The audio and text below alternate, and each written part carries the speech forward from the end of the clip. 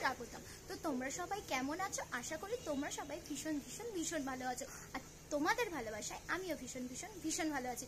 আজকে হচ্ছে রথযাত্রা, আর title and thumbnail দেখে তো তোমরা নিশ্চয়ই বুঝতেই পেরেছো যে আজকের ব্লগটা কি নিয়ে হতে চলেছে।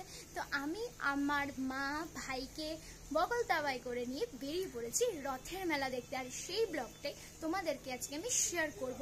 কোথায় যাচ্ছি, কত বছর পুরনো রথ, সব কিছু জানতে পারবে। আমার ব্লগটা কিন্তু ফার্স্ট টু লাস্ট কোথাও স্কিপ না করে একদম এন্ড অবধি দেখে যাও। তো চলো এবার টোটো করে আমরা বেরোবো রথের মেলার উদ্দেশ্যে। তো তোমাদের সাথে আমার দেখা হচ্ছে রথের মেলায়।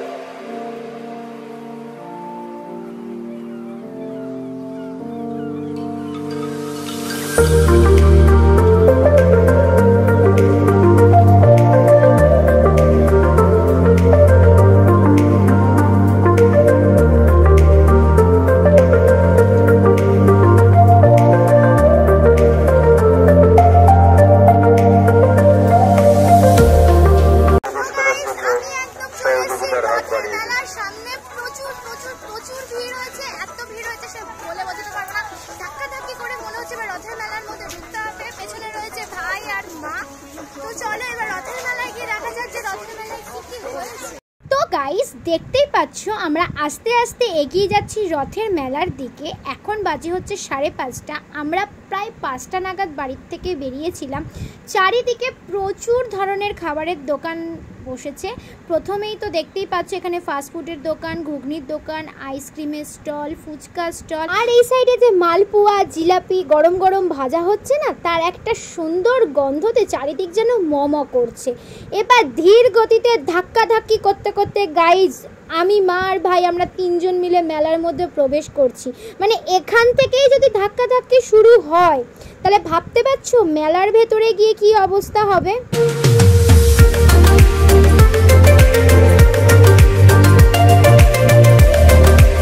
গাইস আমরা মেলার মধ্যে ঢুকে গেছি। প্রচুর ধরনের খাবারের দোকান বসেছে। বাইরে কি খাবারের দোকান বসেছে, তার থেকেও দ্বিগুণ খাবারের দোকান এখানে বসেছে। মেলা তোমাদের পরে ঘুরিয়ে দেখাবো, আগে সোজা চলে যাব হচ্ছে মন্দিরে, আর মন্দিরের ভেতরে যে ঠাকুর আছে সেই ঠাকুর দর্শন করতে। চলো এবার মন্দিরে যাওয়া যায়।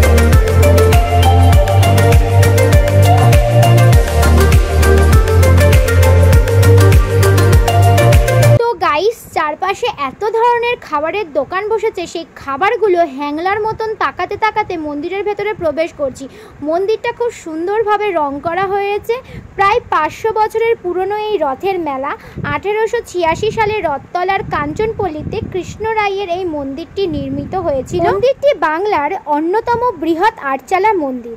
মন্দিরে লাগানো প্রস্তর ফলক থেকে জানা যায় যে ইংরেজির 1886 সালে 1708 শতাব্দ কলকাতা নিবাসী ধর্মপ্রাণ নয়নচাঁদ মল্লিক ও তার পুত্র গৌরচরণ মল্লিক এই মন্দিরটি নির্মাণ করেন। পরে নিমাইচরণ মল্লিক ইংরেজির 1837 সালে বিগ্রহের নিত্য সেবার স্থায়ী বন্দোবস্ত করেন। এই ছিল মন্দিরের ইতিহাস। মন্দিরটাকে 3 বার পরিক্রমা করে নিলাম। কেউ কেউ 3 বার, কেউ কেউ 7 বার পরিক্রমা করছিল। চলো এবার তোমাদেরকে ঠাকুর দর্শন করে দেখাই।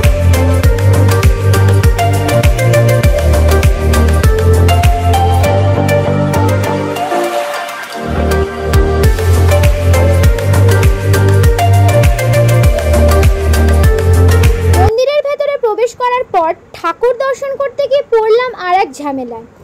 প্রচুর ভিড়, একদম ঢোকা যাচ্ছিল না। মানে ঠেলাগুতো মেরে দাঁড়ানোরও পর্যন্ত জায়গা ঠিকঠাক মতন হচ্ছিল না। তোমরা যারা এই মুহূর্তে আমার ব্লগটা দেখছো তারা নিশ্চয়ই বুঝতে পারছো যে ঠিক কী পরিমাণে ভিড় ছিল। মানে ঠাকুরটা এত দূরে ছিল আর সামনে এত মানুষ ছিল যে ঠাকুর কম, মানুষের মাথা বেশি দেখা যাচ্ছে। ধাক্কাধাক্কি করে কোনো রকমে বিগ্রহ দর্শন করলাম।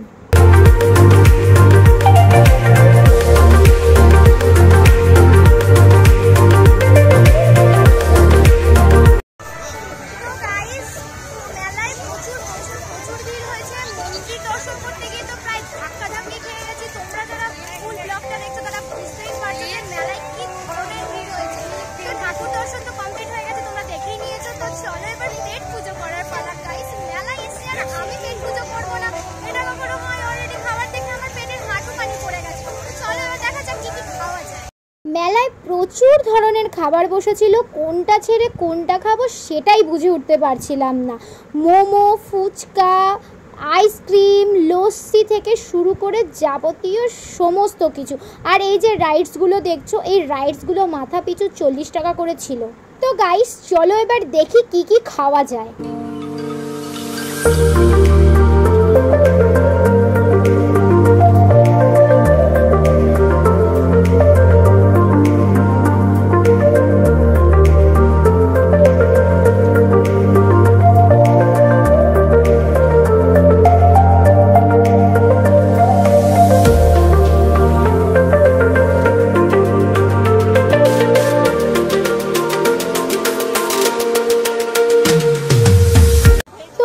প্রথমেই উদ্বোধন করলাম মোমো দিয়ে। ভীষণ গরম ছিল গাইস মোমোটা।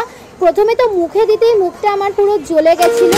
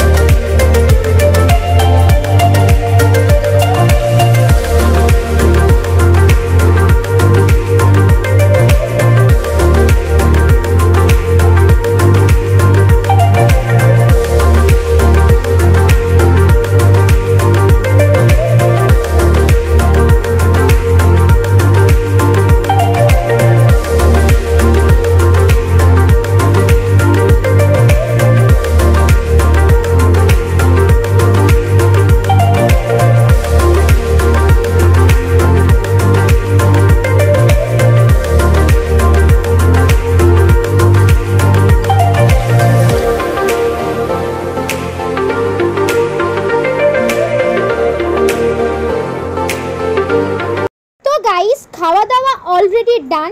তো চলো এবার তোমাদেরকে আমি পুরো মেলাটা ঘুরে দেখাই। এতক্ষণ তোমরা দেখলে যে কি কি খাবারের স্টল বসেছিল, এবার তোমাদেরকে দেখাই চলো মেলায় আর কিসের কিসের দোকান বসেছে।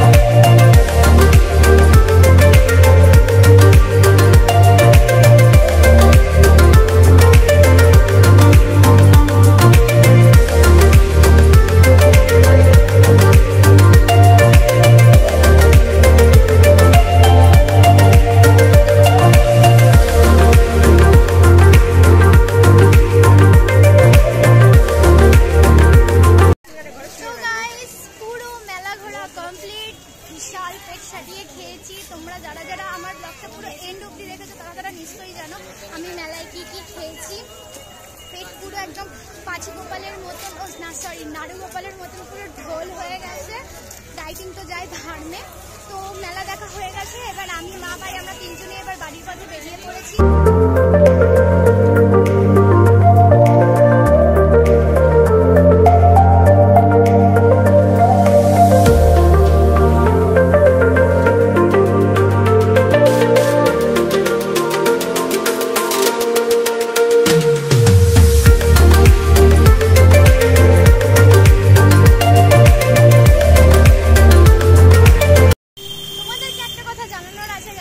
আমার ইউটিউবে ফ্যামিলি মেম্বার 2000 হয়ে গেছে। তোমরা আমাকে এইরকমভাবেই ভালোবাসো, সাপোর্ট করো।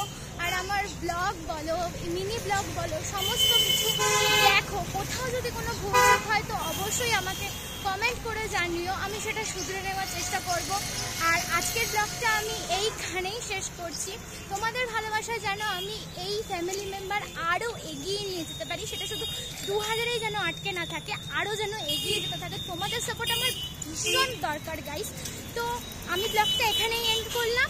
আমার ব্লগটা যদি ভালো লেগে থাকে লাইক, শেয়ার, কমেন্ট করতে একদম ভুলবে না। আর চ্যানেলে নতুন হয়ে থাকলে সাবস্ক্রাইব করতেও কিন্তু একদম ভুলবে না। তো আজকের মতন টাটা।